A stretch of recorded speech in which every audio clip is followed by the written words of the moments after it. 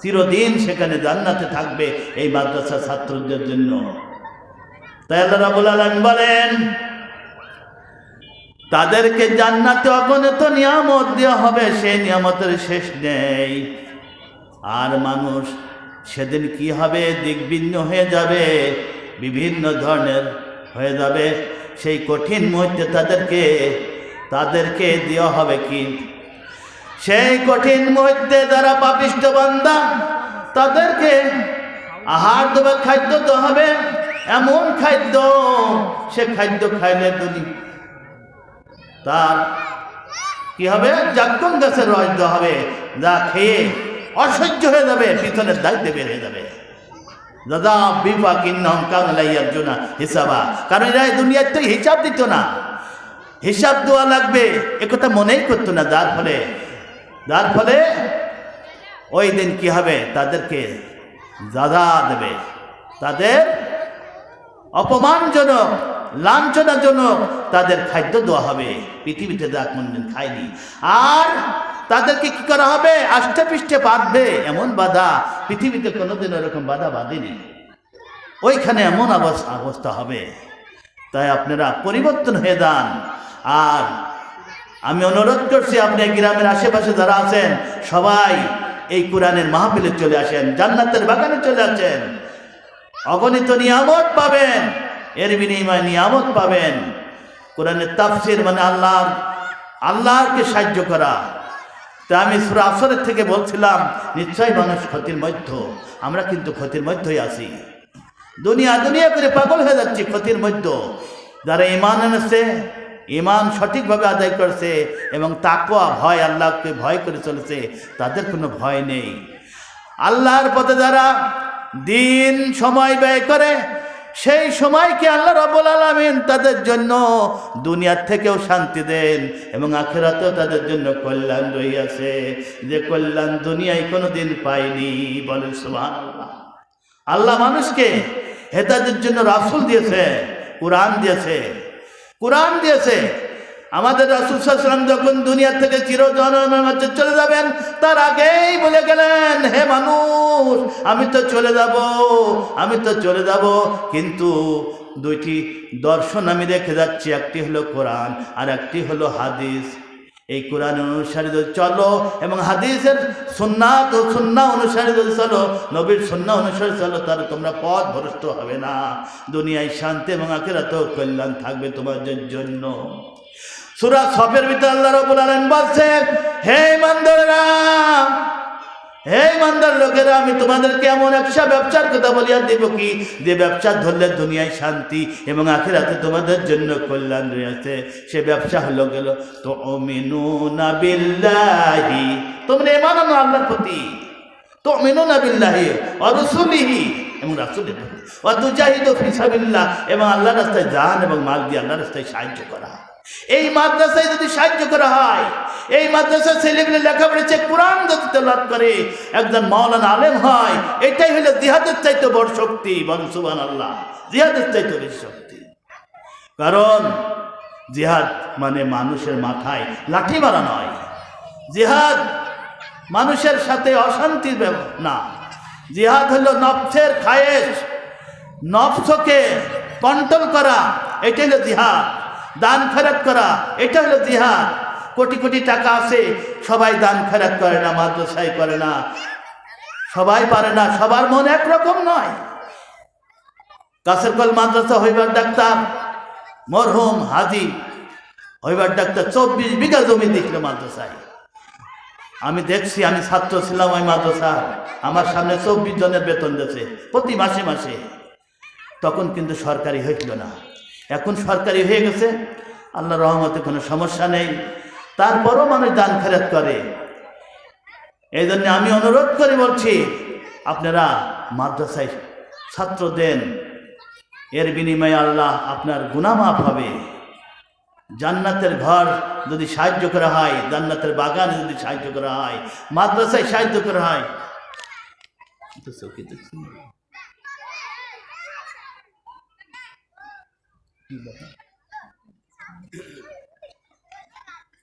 اللهم صل على سيدنا مولانا محمد وعلى آل سيدنا مولانا محمد بدر سے দামামা বদরে আমামা শিরত করি মুসলমান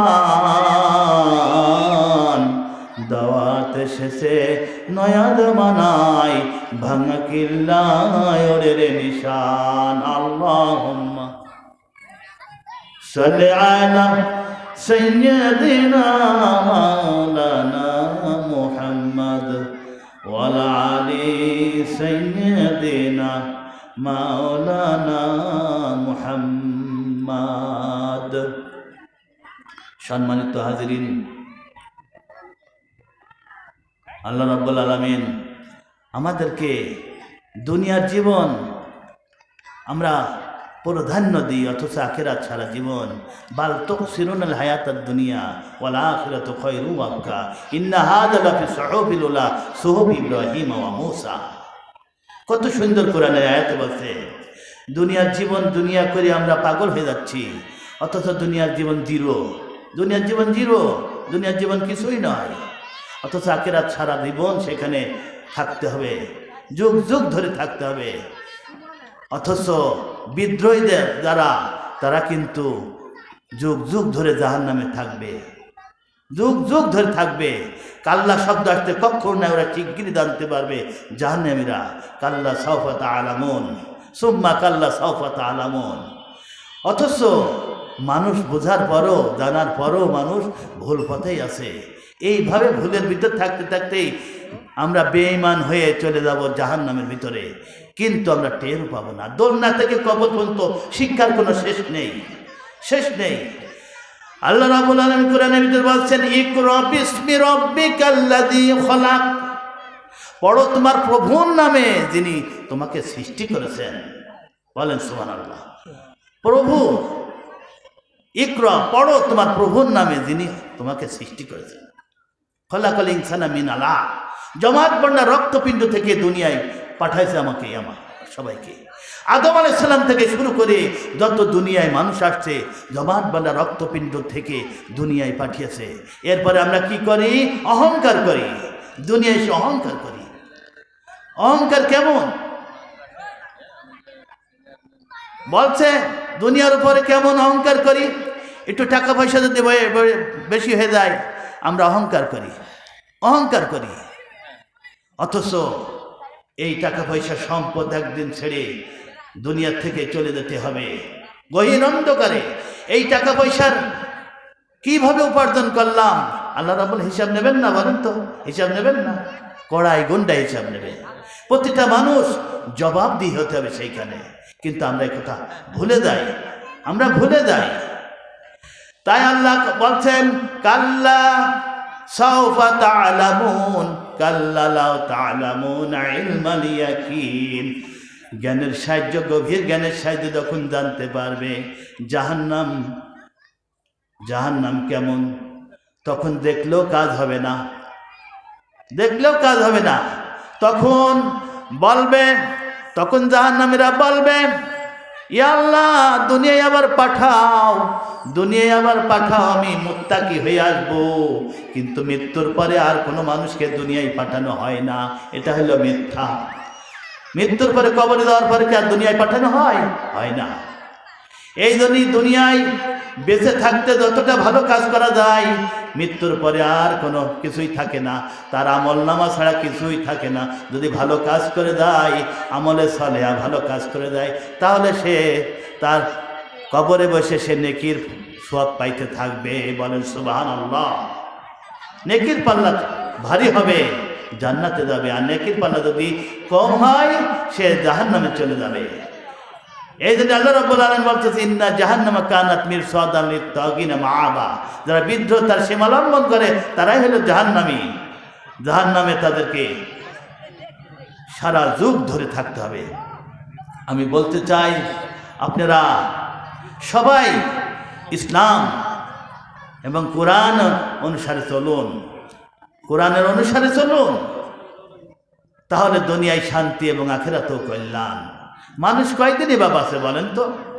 কয়দিনে বাবা এই তো আসি, এই তো চলে যাব, এরপরেই কিন্তু বুঝতে পারবো দুনিয়ার জীবন কি করেছি, কত ভুল করেছি, কত চার দোকানে, কত বিভিন্ন আড্ডায়, কত গল্প গুজবে সময় চলে যাচ্ছে, কিন্তু কোরআনের তাফসির মাহফিলে দিলে মানুষ আসে না। এই জায়গায় মমতা দেখতো, তাহলে দেখতেন কত লক্ষ লক্ষ লোক চলে আসতো।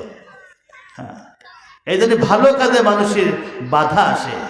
আপনারা কোরআনের তাফসিরে আসেন, শুনতে আসেন, আপনারা জান্নাতের বাগানের ভিতরে আসেন, অবশ্যই আপনাদেরকে আল্লাহ রাব্বুল আলামিন সেই সুব্যবস্থা আপনাদের জন্য দিবেই দিবে।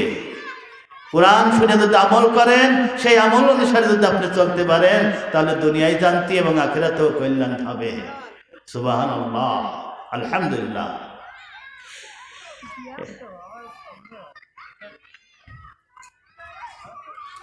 আল্লাহুম্মা সাল্লি আলা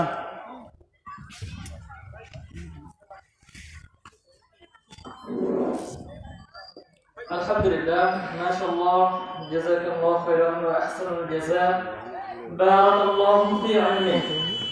অসংখ্য ধন্যবাদ জনাব মাওলানা সাফাত হোসেনকে তার অসংখ্য মূল্যবান বক্তব্য পেশ করার জন্য। আলহামদুলিল্লাহ, আল্লাহ সুবহানাহু ওয়া তাআলা আমাদেরকে এই বক্তব্য থেকে উপকৃত হয়ে আমল করার তৌফিক দান করুন। সকলে আমিন। প্রিয় উপস্থিতি, আপনারা যারা এখনো এদিক সেদিক আছেন, ঘোরাফেরা করেছেন, অনুগ্রহ করে আমরা আমাদের প্যান্ডেলে চলে আসি। এ পর্যায়ে আজকের অনুষ্ঠানে মুন্সিদ ফজলুল হোসেন রিজওয়ান খাতুন মডেল মাদ্রাসার উদ্যোগে তাফসীরুল কোরআন ও অত্র প্রতিষ্ঠান থেকে হাফেজ ছাত্রদের সমাপ্তকৃত হাফেজ ছাত্রদের পাগড়ি প্রদান অনুষ্ঠান। তো এই পর্যায়ে বক্তব্য পেশ করবেন আমাদের সুপরিচিত মুখ, এ পর্যায়ে আমাদের মাদ্রাসার ছোট্ট বাচ্চা, প্লে শ্রেণীর একটা বাচ্চা, সে একটি কোরআন তিলাওয়াত পেশ করবেন, তিলাওয়াত করবেন। ইনশাআল্লাহ কোরআন তিলাওয়াত শুনবো।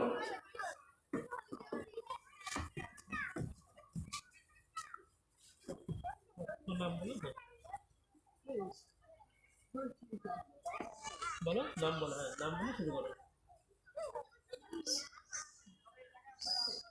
নাম বলো, সালাম দাও, সালাম। আসসালামু আলাইকুম। ওয়ালাইকুম আসসালাম। তো নাম বলো। আমাদের শাহপাড়া। আমি মেলাতে পড়ি। মাদ্রাসার নাম মুর্শিদ উপাধ্যায় রশিদ দ্বিতীয় খাতুন মডেল মাদ্রাসা।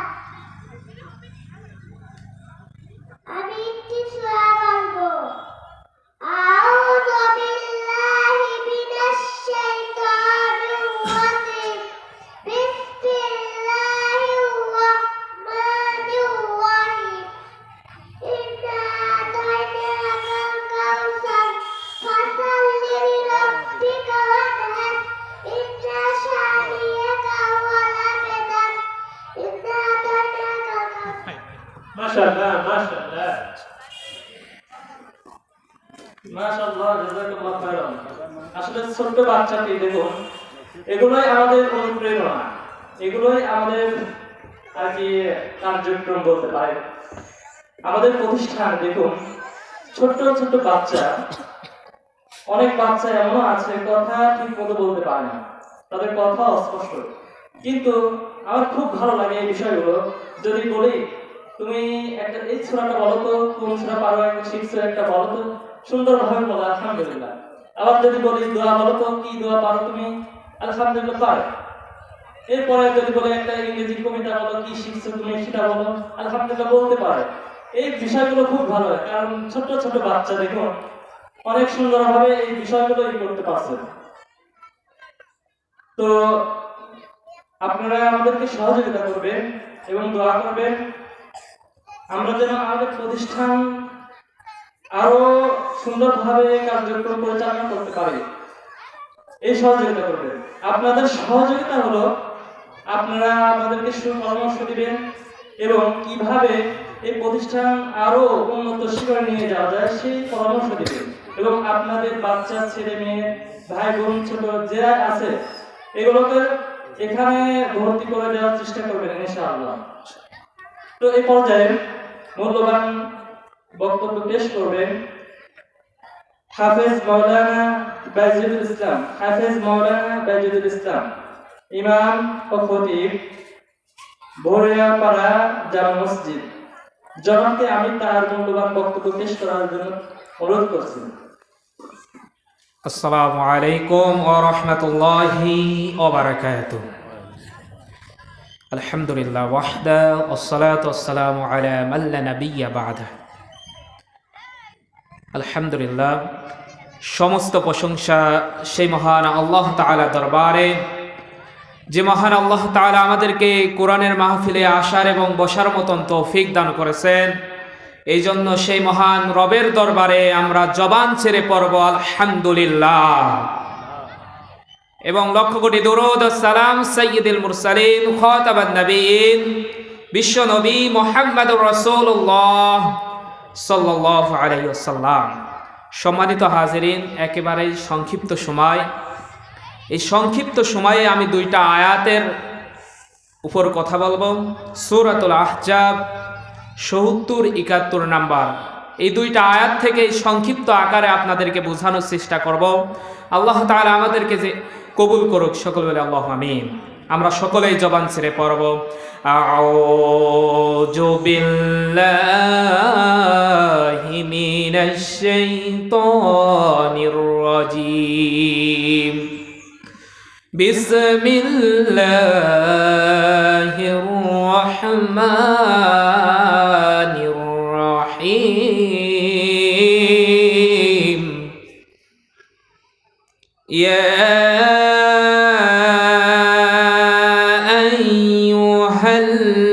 আইয়ুহাল্লাযীনা আমানু তাকুল্লাহা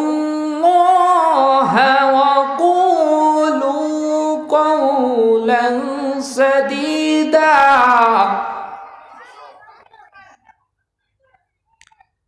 বিতাড়িত শয়তান থেকে আল্লাহ তাআলার কাছে আশ্রয় চাই এবং করুণাময় আল্লাহর নামে শুরু করতেছি।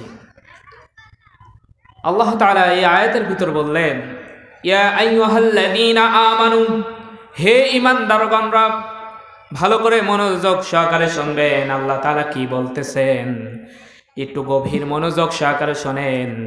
এই জায়গায় বলা হয়েছে ইয়া আইয়ুহাল্লাযীনা আমানু, এই জায়গায় কিন্তু ইয়া আইয়ুহাল্লাযীনা ইনসানু বলা হয় নাই। এই জায়গায় ইয়া আইয়ুহান নাস, হে মানুষ সকল বলা হয় নাই। এই জায়গায় উল্লেখ করে বলা হয়েছে ইয়া আইয়ুহাল্লাযীনা আমানু, হে ঈমানদারগণ, হে বিশ্বাসীগণ, আমানুত্তাকুল্লাহ, তোমরা আল্লাহকে ভয় করো। কাকে ভয় করব বলেন? আল্লাহকে ভয় করো। আমানুত্তাকুল্লাহ ওয়া কুলু কাওলান সাদীদা, এবং সত্য সঠিক কথা বলো। যদি আপনি এই দুইটা কাজ করতে পারেন, আল্লাহ তাআলা বলতেছেন ইউসলিহ লাকুম আমালাকুম ওয়া ইয়াগফির লাকুম যুনুবাকুম, আল্লাহ তাআলা আপনাদের আমলগুলো সংশোধন করে দেবেন, আমলগুলো ঠিক করে দেবেন। তারপরে আল্লাহ তাআলা বলতেছেন ওয়া মাইয়ুতি আল্লাহ রাসূলাহু ফাকাদ ফাযা ফাওজান আযীমা।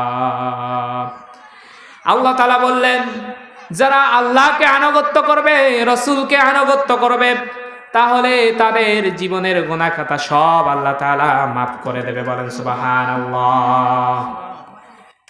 এই হচ্ছে সরল অনুবাদ। তাহলে প্রথম যে আয়াতটার ভিতরে বললেন ইয়া আইয়ুহাল্লাযীনা আমানুত্তাকুল্লাহ, হে ঈমানদারগণ, তোমরা আল্লাহকে ভয় করো। কাকে ভয় করব? আল্লাহকে ভয় করো। বলেন ঈমানদার যারা, তারা কাকে ভয় করে? আল্লাহকে ভয় করে। তারপরেও বলতেছে ইয়া আইয়ুহাল্লাযীনা আমানুত্তাকুল্লাহ, হে ঈমানদারগণ, তোমরা আল্লাহকে ভয় করো। দেখেন আমাদের সমাজের মাঝে ঈমানদার দাবি করে, মুসলমান দাবি করে, কিন্তু আল্লাহকে ভয় করে না, এমন ঈমানদার মনে হয় আমাদের সমাজে নাই। আছে কি না বলেন? আছে। দেখবেন যে নামাজ 5 ওয়াক্ত নামাজ পড়ে না, কিন্তু যদি আপনি বলেন ভাই আপনি মুসলমান না, কাফের, সে কিন্তু বলবে আমি মুসলমান, আমি মুসলিম, আমি ইমানদার। সে কিন্তু ইমানদার দাবি করে, কিন্তু নামাজ 1 ওয়াক্ত পড়ে না। এমন ইমানদার মনে হয় এই আদাবারের গ্রামে নাই, আছে? কথা বলবেন। এই যে এখনো কিছু কথা বলি,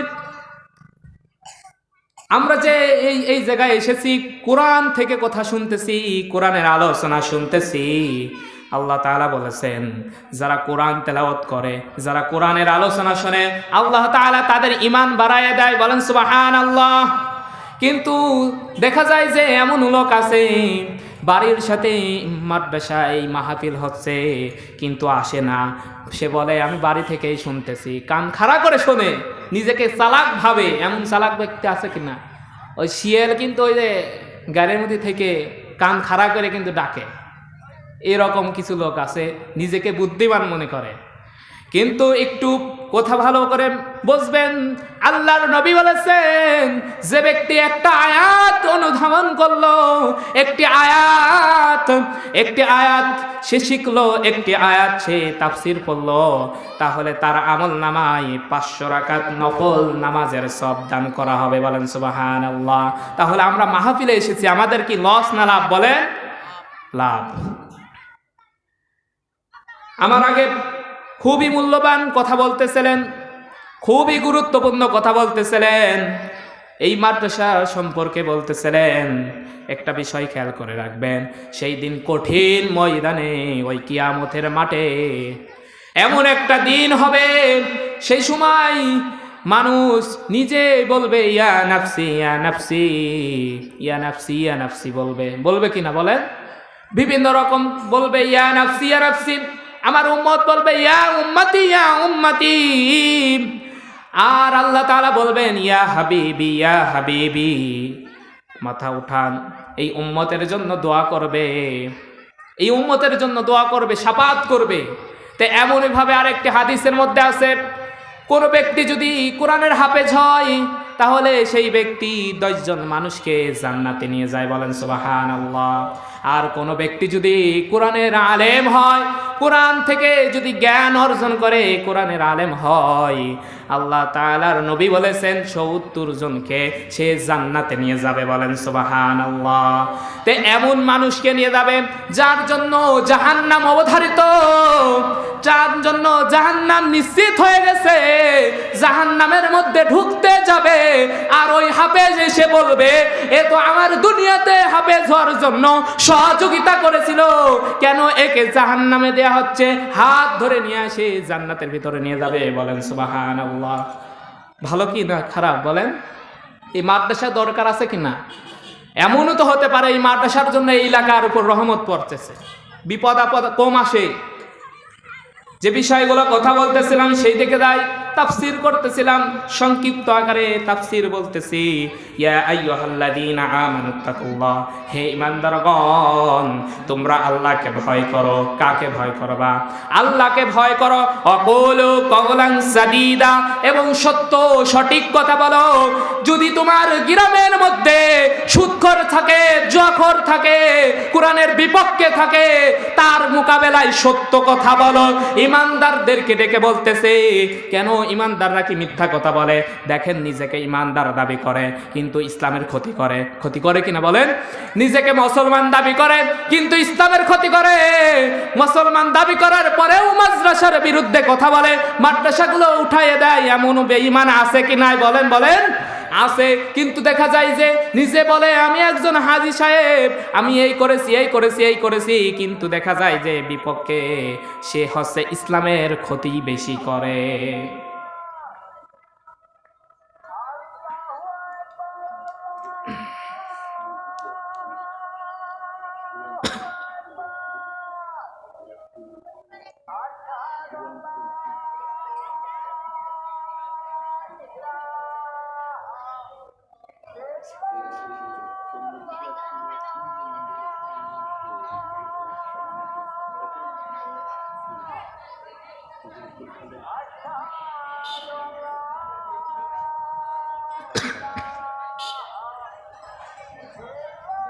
এই জায়গায় নামাজ হবে না? আজান দিয়ে দিতে হয়। আজান ওই ওই প্রধান বক্তা আসছে, ওই আজান দিয়ে দেয়।